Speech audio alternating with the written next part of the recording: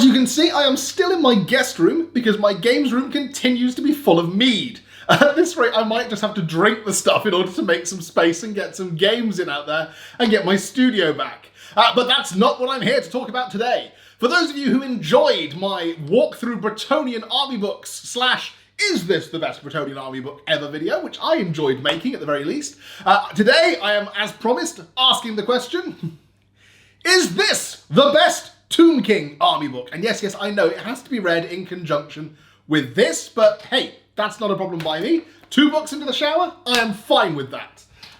So, as I did last time, I'm going to use a high-tech system of balances and questions to determine which version of the Tomb King's army book is the best version of the Tomb King's army book. I suspect I know the answer, you may well know the answer as well, but once more, to determine this fact, we have to return to a high-tech system whereby I gibber through the various things that make these army books distinct and then give them arbitrary scores out of 10, which you all disagree with in the comments. Last time I did this using an After Effects Photoshop created whiteboard, which had the slight problem that I forgot what some of the scores were. Therefore, to assist me this time, I have a super high-tech handheld whiteboard. I will be judging these 3 army books, and it is 3, and I'll tell you which 3 in just a moment. I will be judging these 3 army books on 4 criteria. Firstly, the units that were available to the army. Secondly, the background that is presented about the army within the army book.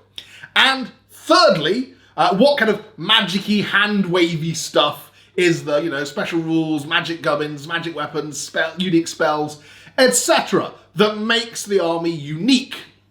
And finally, and perhaps most importantly, I shall be judging it upon the key criteria, which is how closely does it abide to the 1999 movie The Mummy with Brendan Fraser and Rochelle White. Yes, that is, of course, the most important factor when judging Tomb Kings, and it's something that I feel was sadly lacking when I had judged the Bretonnian armies, albeit I think they all score 0 out of 10 for not ascribing to look like the Mummy at all. But anyway, without further ado, let's get down to it. So, I said 3 army books. I know that there have technically been perhaps more army lists than that. I'm going to tell you which 3 army books I am judging and why. Firstly, I am going to be comparing the White Dwarf army list from White Dwarf 227 that was written by Nigel Stillman. I consider this to be the very first Tomb King army book, for want of a better word. This was the first time that they appeared in a format that we would come to recognise. And so that is, I think, vital that we compare that as a baseline. Secondly, I'm going to be comparing it to the 6th edition Tomb King army book, because I think that was where they most dramatically got expanded. That's where their first army book, as it was an army book, was published. And thirdly, of course, we are comparing it to the Arcane Journal, the Tomb Kings of Khemri Arcane Journal, as supplemented by the Ravening Hordes book. I've left the 8th edition Tomb Kings book out just because I feel like most of the stuff that is in the Arcane Journal and in the Ravening Hordes book is almost a like-for-like kind of recompiling of the 8th edition Tomb King book, and I feel like it would just be kind of going, here's this, and here's a better version of it. So I don't feel that's a fair point of comparison, which is why I've left that one to one side. Plus, I did 3 editions of the Bretonnian book. It feels only fair to do 3 editions of the Tomb King book. So, without further ado, let's get going. Okay, so, as I said, first thing up, units. Talking about in terms of units that were available in the White Dwarf 227 army book list. This was the first time that Tomb Kings appeared as a distinct army. I mean, up until this point, they'd been kind of part and parcel of the Undead book. You could create an army that mostly resembled a Tomb King army as we might perhaps think of it today, using the army lists from the 4th and 5th edition Undead book. In fact, Cetra the Imperishable first made his appearance in the 4th edition Warhammer Armies Undead. The units that made up the Tomb Kings of Khemri list, therefore, from White Dwarf 227, are basically all of the units that didn't make it into the Vampire Counts army book. So this was released after Warhammer Armies Vampire Counts had been kind of produced. And really kind of the idea behind it, I suppose, was a way to take all the stuff that had been the kind of the ancient, long dead, dry, dusty mummies style undead that had formed part and parcel of the 4th/5th edition Undead book, and preserve it in its own army list that was distinct from what had been separated off into the vampire counts. So what are we talking about here in terms of units? Well, we're talking about stuff that you'd very much recognise in the models that are on sale today, albeit they are all newer models than what was in place back then. But we're talking skeleton cavalry, we're talking skeleton warriors, we're talking skeleton chariots. You're going to catch a theme here. We're talking the Screaming Skull Catapult, and we're talking Carrion, albeit they were slightly different to how Carrion have been sort of presented ever since. But in terms of units that are available, it's a strong core of stuff that make up an Egyptian-themed style of army. We even had scorpion swarms thrown in there, just kind of, to create that undead kind of tomb swarm thing. We don't have some of the units that would come later and that are now very much part of the army today. But I mean, in particular, it was the first time we got chariots in a ranked-up unit. Chariots could be taken, a certain number of them could be taken within the army, and then you basically break them down into units dependent on how many chariots you've taken in the army as a whole, rather than them forming part of the war machine allowance for an army, as they did in pretty much every other army that was around at that point. They were part of your core units, and that's a big change. What I'm going to give for Tomb Kings of Khemri, as per White Dwarf 227, that is, I'm going to give it a solid 6 out of 10. And I'm basing that on the fact that they had a lot of the units that we recognise today, but they were very much kind of the cast-offs from what we had in the Undead Army. It was removing a lot of that kind of stuff like ghosts, vampires, wights. I mean, Tomb Guard are very similar to wights, but they didn't have some of the same rules. No heavy white cavalry, for example. It really did draw a very distinct line between what was an undead kind of army and what was a vampire counts army. So, hey, let's move on to the 6th edition army book. Now, this brought in stuff that, I mean, very much has remained part and parcel of the DNA of Tomb Kings right up until today. And I mean, some of the units that are being sold now, the stuff in particular that was in the army box that I bought, are very much the models that were released at that time. We're talking the plastic Tomb King chariot set, we're talking the plastic skeleton horsemen, we're talking the plastic skeleton warriors and skeleton warriors with bows. We are talking stuff that we'll hopefully get our hands on in the very near future. Things like the Casket of Souls. We're talking about stuff like the Ushabti, the Bone Giant, as it was then. The giant Tombstalker type scorpion, as opposed to just the little swarms of scorpions. Albeit swarms of scorpions were then replaced with swarms of scarabs. But yeah, I think pretty much everything that is in the army now had its genesis in the 6th edition book. And that's a really kind of big bump up from what was in the White Dwarf list. It really was a case of them sitting down and going, well, here is stuff that's going to make this an army that stands on its own two very dry and dusty bony feet. For that reason, an 8 out of 10 is worthwhile. There we go. Let's move on now, though, to Tomb Kings as they appear in Ravening Hordes and the Arcane Journal. Well, okay, it's a bit of a no-brainer, to be honest. Everything that was in the 6th edition book, everything that was in the 6th edition book is still there. But also, new stuff has been added, in particular by the Arcane Journal. Tomb Guard chariots. I love the idea. I mean, you've got a prince riding around in a chariot. Why wouldn't he be accompanied by some of his own royal bodyguards in their own chariots? Yes. The stuff that was added in the 8th edition book, like Necropolis Knights, Sepulchral Stalkers, the War Sphinx. I mean, the fact that we got a Sphinx and the Necro Sphinx as well, this giant kind of monstrous animated statue. Such cool options. The Arcane Journal just adds to that as well by giving you things like combined arms detachments. So units that are a mixture of spear and bow, with bows volley firing over the front ranks with spears, or horse units with horse archers shooting past the spear-armed archers at the front. Units like just giant stone cobras lurking around. This veteran Ushabti. I've got to be honest, I can't give the Arcane Journal and Ravening Hordes anything less than a 10 out of 10. It is by far the best selection of units that we have seen for Tomb Kings, and I mean in anything, frankly, for Undead thus far. And like I said, I think you can see where this is going. Let's talk background though. Okay, so A whole load of the background of the undead had, of course, featured in the Undead book. The story of Nagash, the fall of Khemri, the rise of the dead there, the last king Alcadizar and his attempt to defeat the great necromancer. All of that background is missing from the White Dwarf issue, because I guess they kind of worked on the principle that if you wanted to know that background, you'd have bought the Undead book. So sadly, I have to give the White Dwarf... It does have a little bit, like there's a page and a bit of background material in the White Dwarf article, but honestly, that wasn't the purpose of this article. It was to give us rules for units that perhaps people already owned, but that had since removed themselves from the game. Yeah, I'm going to have to give it a 2 out of 10 for background. Sorry, White Dwarf. Again, no reflection on it as a list. It is purely that it was not the purpose of that book. Let's turn now to the 6th edition book. Well, wow, did we get a lot of background from this. So we got the entire story, not only of the fall of the kings of Khemri, and the rise of Nagash, but also individual stories about all the different kings, a full timeline for kind of the whole history of the Tomb Kings, running in kind of sidebars down the sides of the pages throughout the background. There are at least, I think, about 15 to 20 pages of background material in this book, and that's not including all the little kind of just hidden gems in things like the characters' background that's added for the special characters, the story of Cetra, the story of Queen Calida. It's an absolute monster of a book, and I don't think, honestly, that in terms of background, I can give it...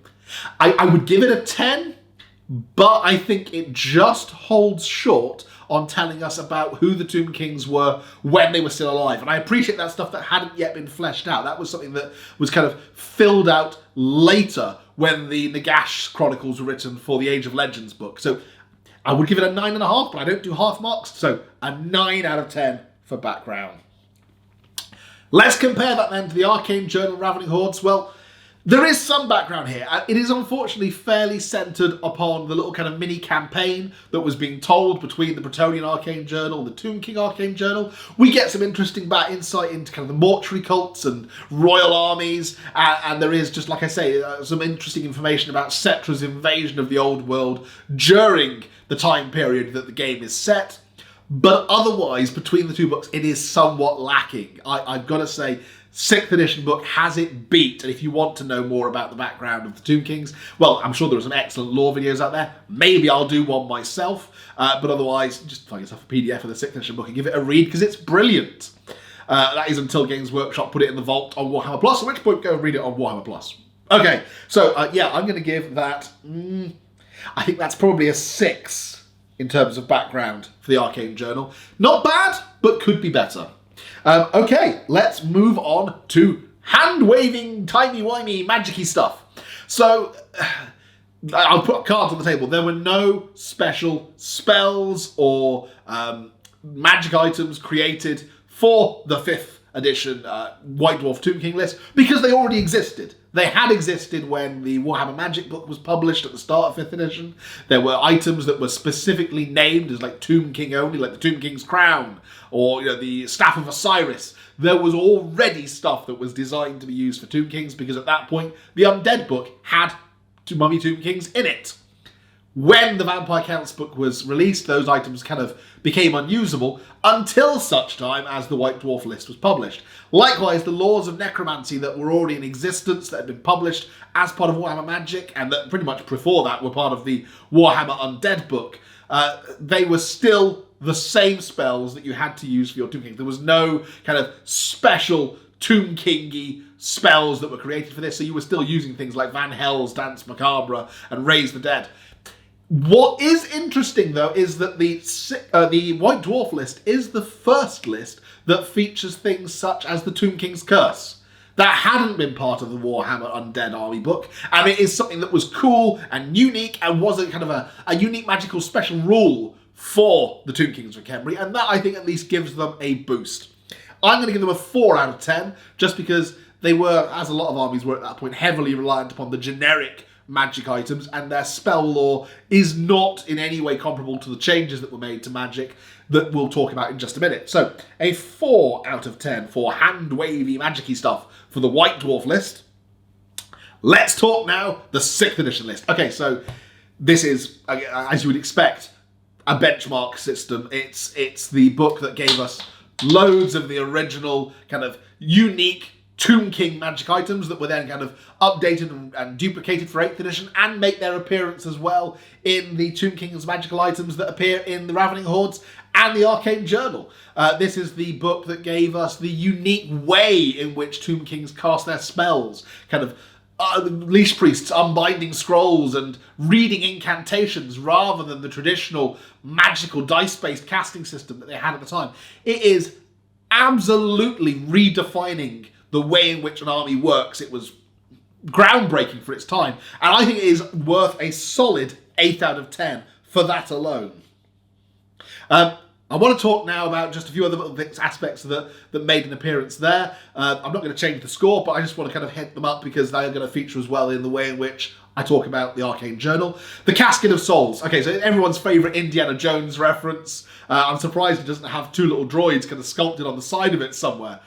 The way in which they duplicated kind of the Banshee from the Vampire Counts book from 5th edition, so kind of leadership-based scream ability, but made it an army-wide thing that anybody who looks into the Casket's light is potentially going to have their soul stripped away, was unique and cool, and it perhaps has more in common with stuff like kind of the Dwarven Anvil of Doom than any kind of traditional war machine or otherwise kind of magical weapon. But also stuff like the Ashabti, the Bone Giant. These were unique units, but they were also things that had a magical essence to them. And I think that's really cool, and I think it falls under that same kind of heading of hand-wavy, magic-y stuff. Let's talk now, though, about the Arcane Journal and Ravening Hordes. Well, that same magic system that we had previously is kind of carried over a little bit in terms of we have some of the same spells, but they are now cast as spells rather than the kind of previous way in which they were just fait accompli incantations. We do still have the My Will Be Done rule that was introduced for Tomb Kings in 6th edition. And we also have, I think, honestly, even more magic items that have been introduced between what was in kind of the Tomb King list at the back of the Ravening Hordes, and also the unique selection of magic items that are introduced in the Arcane Journal. I think in that regard, it both matches and surpasses what the 6th edition book was able to achieve. It does step back a little bit from the unique way in which Tomb Kings did magic, albeit that their wizards are still able to resurrect the dead in a similar way to the way they used to be able to do so. But it does just give a much wider range of options of magic items that you can use to kind of personalise your particular tomb print. I mean, I'm certainly thinking about taking this kind of resplendent collar on mine, and I'm very tempted to take the Flail of Skulls if it weren't for the fact that I can't have a Flail of Skulls and a shield used at the same time, just because the Flail of Skulls is what my Tomb King always got used armed with back when I was playing 5th edition Warhammer Fantasy. For this reason, I'm giving the Arcane Journal a 9. Again, it's not a 10 because it's only got 3 unique spells. I think this is something that is perhaps a little bit lacking in the Arcane Journals. It would have been an ideal opportunity for them to flesh out the spell lore for each of the armies by giving them perhaps 3 more spells so that they had a full 6 spells that they could avail themselves of. Never mind, it's not the end of the world, but it is a missed opportunity that has cost them a mark here. Now we move on to perhaps the most important round. Here's a brief reminder of where the scores stand.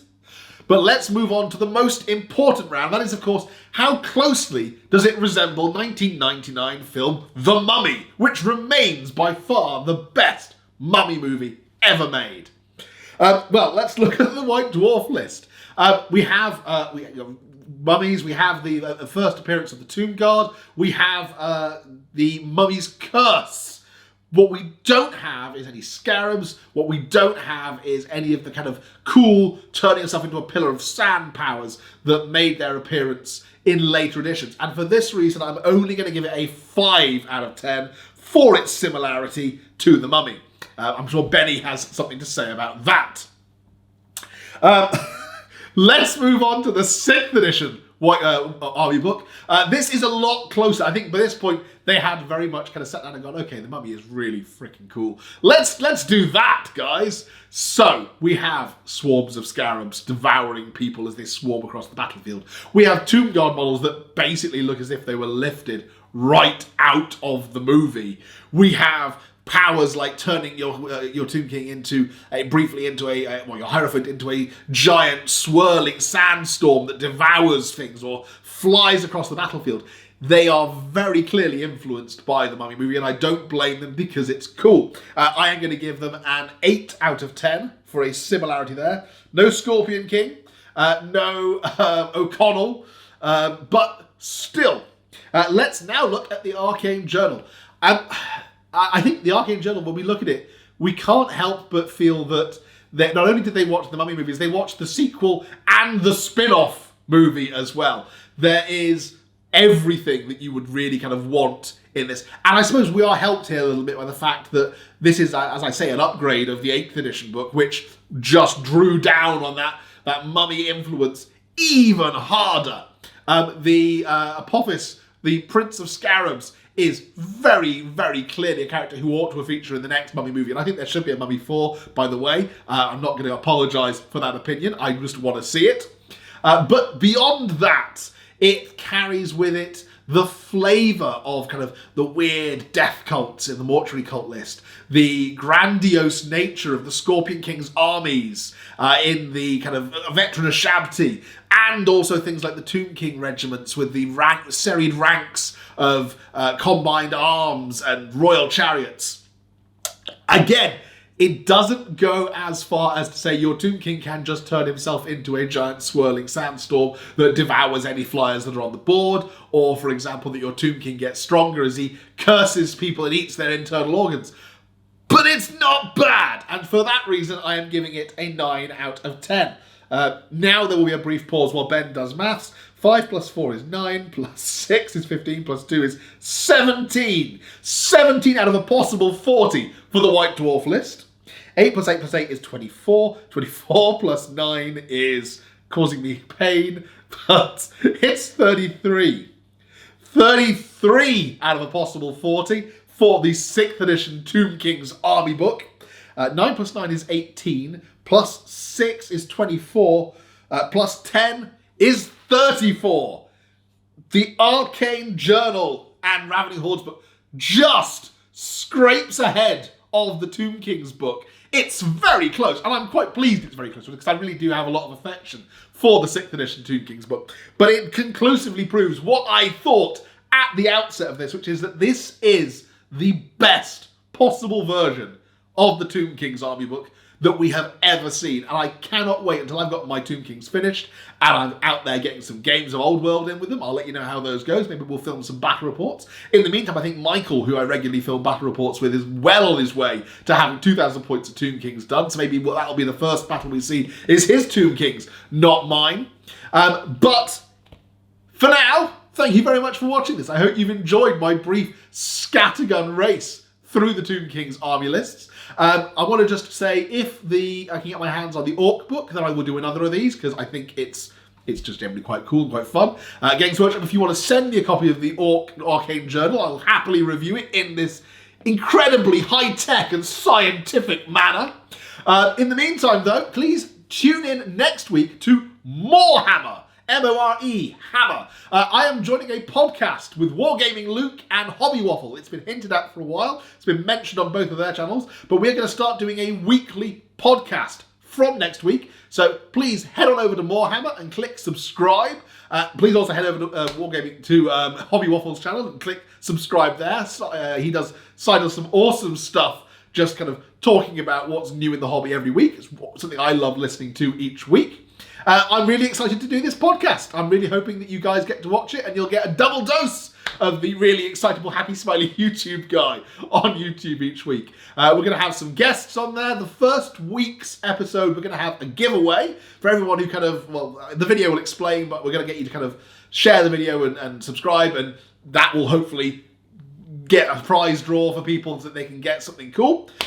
In the meantime, thank you very much for watching. As ever, I will catch you next time. Bye for now.